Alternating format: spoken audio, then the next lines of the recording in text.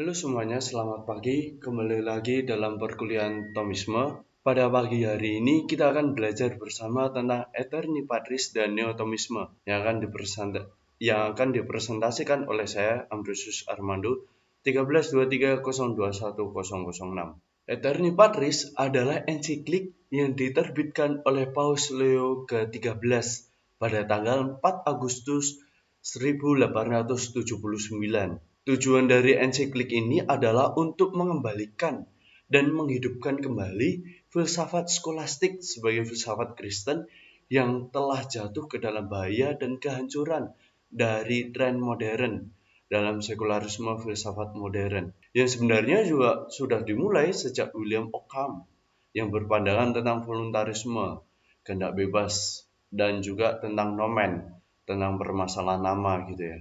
Sehingga dari sini kebenaran hanya bersifat relatif. Dalam Aeterni Patris pula, Paus Leo ke-13 memberikan pengajaran akan hubungan antara filsafat dan teologi sebagai tatanan bagi pengetahuan yang tidak berlawanan. Ensiklik Aeterni Patris ini merupakan magisterium atau ajaran gereja yang merekomendasikan filsafat Thomas dalam konteks keprihatinan akan filsafat modern yang membahayakan ajaran teologi Kristiani sendiri.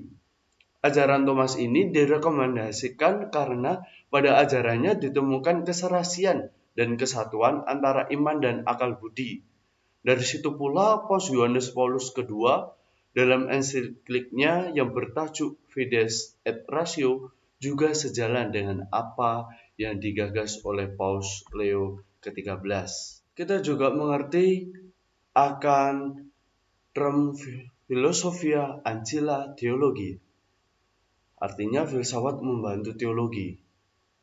Teologi memang berangkat dari pewahyuan, sedangkan filsafat berangkat dari argumen rasional manusia tentang permasalahan-permasalahan dasar dalam kehidupan manusia.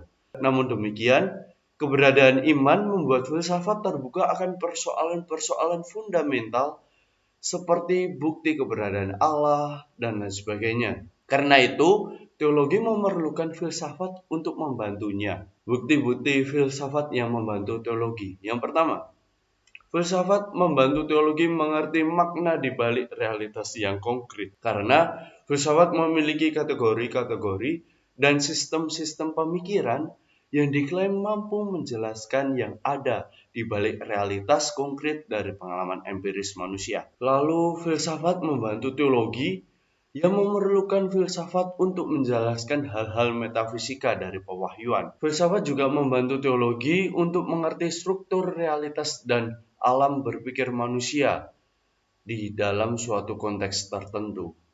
Filsafat menawarkan logika untuk membantu pengajaran dan pengembangan teologi supaya dapat diterima dan dipahami secara umum.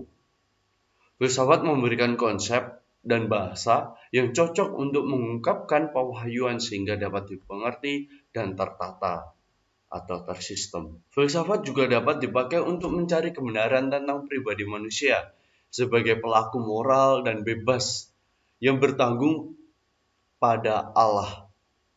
Filsafat membantu orang untuk mengerti tujuan akhirnya dengan memilih antara yang baik dan yang buruk, dan Allah sendiri adalah patokan atau ukuran dari realitas yang baik. Nah, dari situ pula filsafat Thomas ini akan diajarkan kembali ataupun banyak diajarkan dalam universitas-universitas.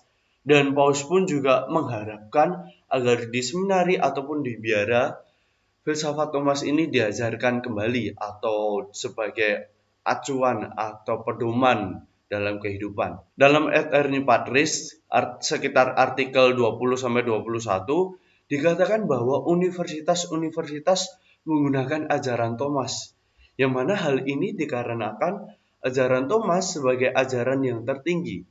Selain itu, Kepausan Romawi juga menjunjung tinggi filsafat Thomas ini, memunculkan adanya Akademi Kepausan Santo Thomas Aquinas pada tanggal 15 Oktober 1879.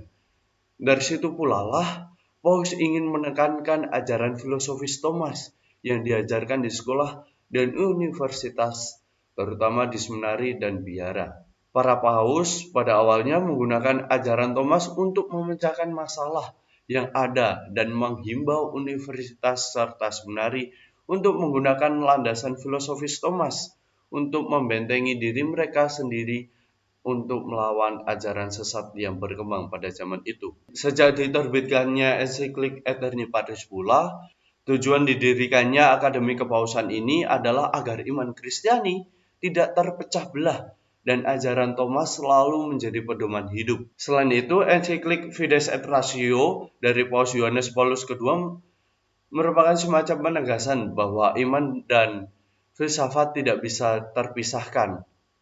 Teologi sebagai upaya untuk mencerminkan kebenaran yang diwahyukan, tentu menggunakan filsafat sebagai alat bantu, dan filsafat selalu terbuka terhadap suatu kebenaran yang diwahyukan.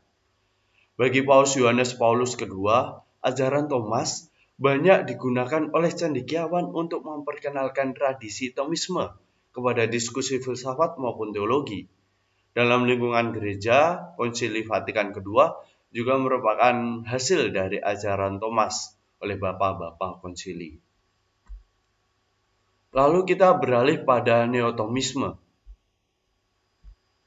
Neotomisme ini sebutan lain dari neoskolastisisme atau juga dapat diartikan kebangkitan kembali skolastisisme abad pertengahan dalam teologi dan filsafat gereja Katolik sejak abad ke-19. Karya Thomas Aquinas paling berpengaruh dalam skolastisisme, yang mana tetap ada filsuf-filsuf lainnya seperti Bonaventura dan sebagainya. Atau dengan kata lain, neotomisme ini merupakan pengembangan ajaran dari Thomas Aquinas, yang juga dapat kita ketahui filsuf yang ada dalam neotomisme ini seperti filsuf Jacques Maritain. Neo berarti baru, yaitu dipelajari kembali, ditemukan kembali kekayaannya Thomisme, lalu juga diaplikasikan kepada konteks zaman modern. Sebenarnya tujuan dari neotomisme ini apa sih? Yang pertama, apologetik, membela iman dari serangan pemikiran-pemikiran modern yang kurang cocok dengan doktrin Kristiani. Yang kedua, memperjelas relevansi iman Kristiani dalam hidup modern, membantu orang hidup secara Kristiani dengan lebih baik. Neotomisme ini juga membantu kita untuk semakin memperjelas iman kita dan juga memilih mana yang baik, mana yang cocok, dan mana yang berbahaya dan menyesatkan bagi iman Katolik. Nah, sebenarnya para filsuf neotomis, terkhusus Jacques Maritain, juga mengajak kita untuk kembali kepada metafisikorealisme. Maksudnya, filsafat Aquinas ini berangkat dari luar realitas diri kita. Implikasi metafisikorealisme ini bahwa kebenaran objektif itu nyata atau connaturality, yang mana secara natural atau kodrat kita mengarah pada yang baik dan juga dapat diketahui. Yang mana juga dari sini berdampak langsung kepada etika, apa yang baik dan buruk. Bagaimana orang beriman harus hidup di dunia yang semakin kompleks. Contohnya saja, keutamaan yang kita hidupi. Keutamaan-keutamaan ini kita peroleh dari luar diri kita, yang mana kita batinkan dalam diri kita yang kita hidupi. Itulah keutamaan. Nah, sebenarnya tentang neotomisme ini saya jujur referensi yang saya gunakan masih cukup kurang, yang mungkin juga kurang bisa menjelaskan dengan lebih komprehensif. Nah, ini adalah daftar pustaka yang saya gunakan dalam presentasi kali ini. Saya mohon maaf jika penjelasan saya terkhusus neotomisme belum komprehensif. Mungkin Romo nanti bisa menjelaskan lebih lengkapnya, lebih detailnya. Sekian dari saya, terima kasih.